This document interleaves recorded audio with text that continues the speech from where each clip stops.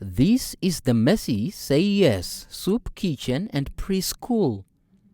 3 years ago when I visited this same place, the founder of the soup kitchen, Christina Swartboy, pleaded with Good Samaritans to assist her efforts to feed about 40 to 50 vulnerable children from this community. At the time, Swartboy narrated the ordeal she had to go through to feed the children. This ranged from hustling for food, firewood and water, at one point without even a structure to shelter the children, whom she took it upon herself to feed on a daily basis.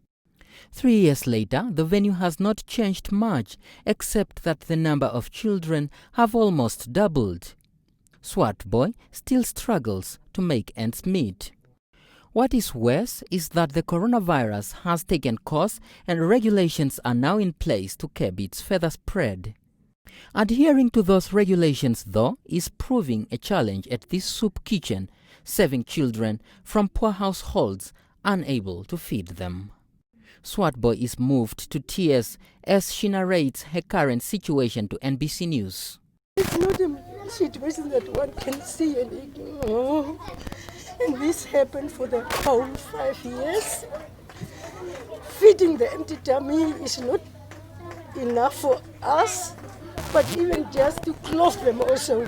Some come without t-shirts, without shoes, the trousers is there, the condition, you see, it's very heartbroken. And one cannot see and ignore this situation as the mother. I cannot see and ignore it, but there is no help at the moment. Despite the regulations in place to fend off the pandemic, she says she cannot find herself to turn away a child without a face mask when some are barely clothed, let alone wearing shoes on their feet.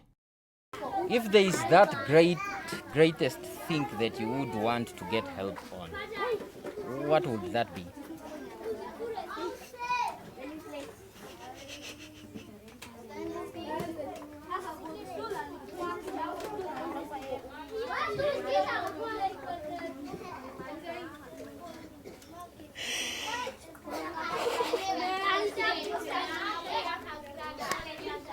The struggling is too much.